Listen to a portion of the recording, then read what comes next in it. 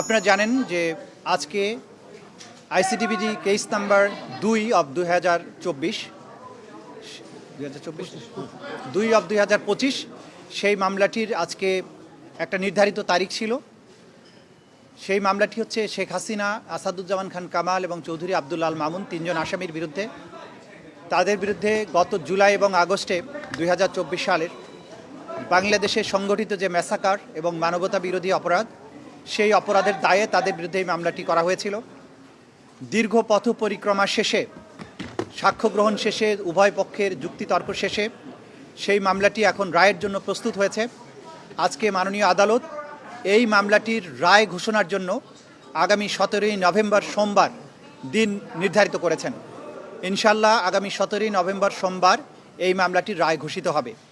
এই মামলাটি চূড়ান্ত পর্বে আসার পেছনে আমাদের প্রসিকিউশনের যে সমস্ত সদস্যবৃন্দ অক্লান্ত পরিশ্রম করেছেন, তাদের প্রতি আমাদের তদন্ত সংস্থার যে সমস্ত তদন্তকারী কর্মকর্তাবৃন্দ তারা অক্লান্ত পরিশ্রম করেছেন এটাকে একটা যথাযথ প্রক্রিয়ার মধ্যে নিয়ে আসার জন্য, তাদের প্রতি ভিকটিম পরিবার, সাক্ষী যারা দিয়েছেন, যারা নেপথ্যে কাজ করেছেন, সর্বোপরি বাংলাদেশের সাধারণ মানুষ যারা এই বিচার প্রক্রিয়ায় আমাদেরকে পেছনে থেকে সমর্থন করেছেন, সাহস জুগিয়েছেন, তথ্য দিয়েছেন এবং ধৈর্য ধরে আজকে এই মামলাটিকে রায়ের পর্যায় পর্যন্ত নিয়ে আসার ব্যাপারে ভূমিকা পালন করছেন, সেই গোটা জাতির প্রতি প্রসিকিউশনের পক্ষ থেকে আমাদের গভীর কৃতজ্ঞতা, শ্রদ্ধা এবং ভালোবাসা জানাচ্ছি।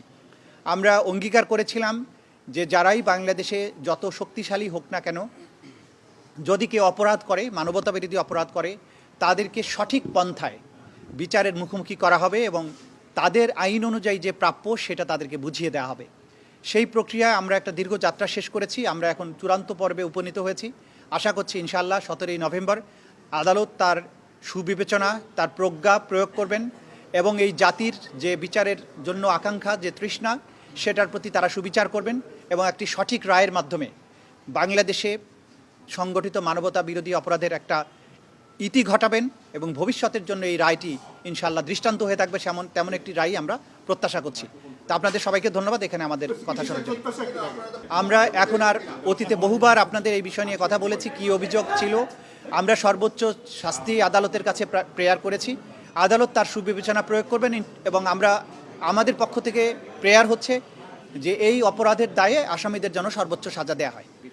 সরাসরি যদি কেউ বিচার প্রক্রিয়াকে বানচালের জন্য কোনো হুমকি দেন, কোনো কার্যক্রম করেন, ডেফিনেটলি সেটা আদালতের প্রতি, আদালতের প্রসেস, আদালতের প্রক্রিয়াকে বাধাগ্রস্ত করার শামিল হবে। তো বাইরে তারপরেও সব কিছুর ব্যাপারে আমরা আমাদের নাক গলাতে চাই না। আমরা আমাদের বিচার প্রক্রিয়ার মধ্য দিয়ে, আইনের প্রক্রিয়ার মধ্য দিয়ে চলতে চাই। দেশে সরকার আছে, রাষ্ট্র আছে, জনগণ আছেন, তারা সব কিছু ভালো বোঝেন এবং যারা উস্কানি দেবেন, যারা সন্ত্রাস করার চেষ্টা করবেন, সেই ব্যাপারে আইন অনুযায়ী রাষ্ট্রের পক্ষ থেকে পদক্ষেপ গ্রহণ করা হচ্ছে, ভবিষ্যতেও হবে। আর যে জাতি ঐক্যবদ্ধ থাকে, জনগণ যখন জেগে থাকে, সেই দেশের ভাগ্য নিয়ে সেই দেশে নৈরাজ্য করার সাহস, শক্তি কারোরই কোনো দিন ছিল না, হবেও না। আমরা বাংলাদেশের জনগণের দেশপ্রেম, তাদের প্রজ্ঞা, তাদের ভালোবাসার প্রতি শ্রদ্ধাশীল।